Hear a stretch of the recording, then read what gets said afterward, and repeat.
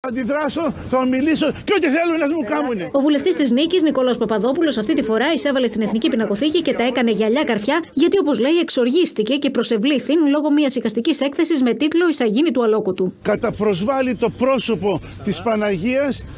Ναζί βεβηλώνουν την Παναγία χρησιμοποιώντας Εβραίους. One particular day, what happened in our square, there used to be a chapel, a large chapel like this room, and inside the Polish people were every road you went, there used to be a chapel with a Maria, with the code is in Poland Matka Boska. This means Mother of God, and there used to be a large figurine from the Matka Boska, very beautiful figurine, a large one. And one night they came and they say, we need a dozen or 2 dozen young boys around my age, maybe older, around 20 years. And very frightened, they picked it up, 20 boys. And they told us, they say, we have something, we have to do some work for us. Did they pick you up? Yeah, oh yes, they picked me up. And many friends from the neighborhood, and they say, you need to do some work for us. We was not aware what they're going to do. So they told us, go to the chapel, take out this Madonna, a large figurine, and there was snow on the ground. We had to roll the Madonna all around the square. And these Polish people were looking through the windows. Imagine this, what a hate this made. They were not hating the Germans, they were hating the Jews for this, what we did. And after this, when we was through with it, they told us to throw the Madonna to a very rich Jew through the window. And this was frightened, was really frightened.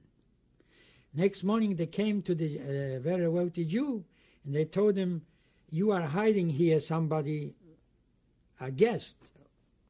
So they were afraid. This Madonna was laying in his house. We lived next door almost. And they told us to bury the Madonna on the Jewish cemetery. So this was really something that never happened in many other places. I never read of something like this to play games. They were playing games with us just to get rid of the Jews. And so between the 20 boys went out, some few of them never came back. They shot them while we was working on it. And the Polish people who observed the boys doing this, did they know that the Jewish boys had to do this because of the Germans? They understood that we had to do this. But afterwards, a week after, they were blaming the Jews. The Jews, they say, you Jew took out the Madonna. Even though they knew. Even though they knew. So imagine this, how much poisoned this anti-Semitism was in Poland. How did you feel when they made you do this? We feel terribly. We had no choice. We were frightened. We had to do it. Otherwise, a bunch of assessment was behind us, shooting in the sky. And if you would not do it, you would shoot you on the spot. How did you feel, or were you one of the people that buried the Madonna in the Jewish cemetery? Yes, we had to go to the cemetery and bury the Madonna. This was terrible for the Jewish people. This was unbelievable. How did you feel? Frightened, disgusted, frozen. Numbed, humiliated. We were so humiliated. We don't feel anymore like we are Jews. Like it felt like no human being anymore. Yes.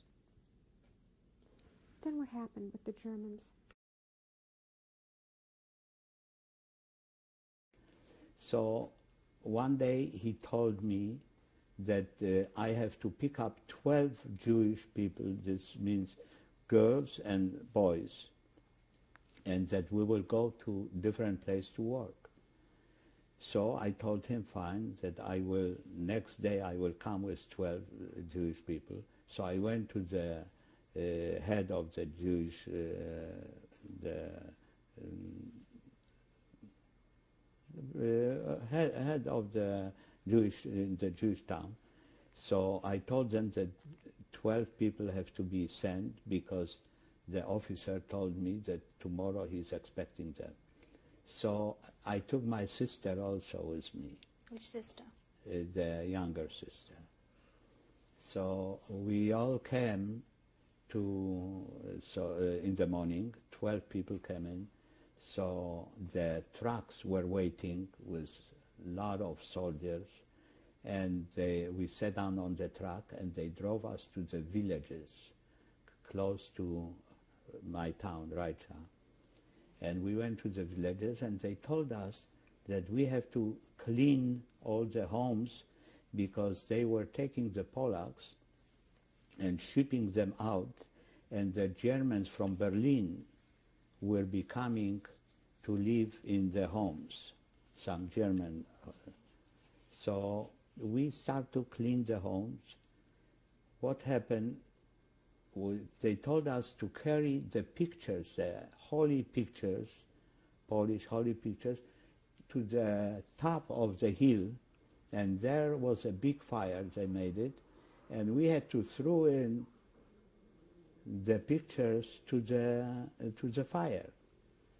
So we carried one after the other, and suddenly I went in one home, and there is a big picture of Mary.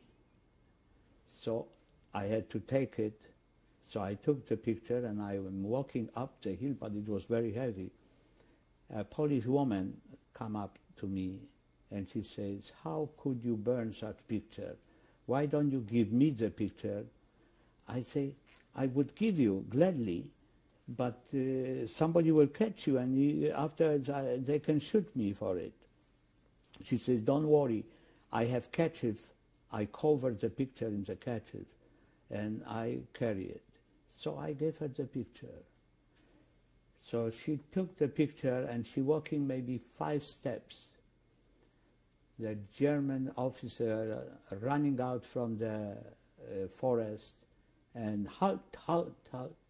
So she stopped, and I tried to not turn around, only I am walking. He started to yell, she said, "I will shoot you, you stop." So I stopped, and I went back to him. So he says, "Why did you give her the picture?" So I say, "She asked me," and she says, "You know, you don't have a right to do it." He says, "Come with me." So I went in to a home, and there was still a hot plate burning. No, not burning, it was already after burning, but it was still very hot. Told me to take off the shoes, and I went up on the plate. So I started to jump because it was very hot. So I jumped, and he was laughing, and with a gun he was running after me, and he was trying to show me that he will shoot me if I stop. So I jumped, but I was thinking I cannot do anymore. So I saw the window open. So I jumped through the window, and I know they told us when you're running and somebody's shooting to you, you have to run zigzags. You don't run straight. So I start to run zigzag, and I run this fast that I like flying. So till I came to the top of the hill without my shoes. So the Paul, the officer, he's seeing me. He says, "Where you been so long?" So I was afraid to tell him. So he says, "You tell me where you been." So I told him the whole story.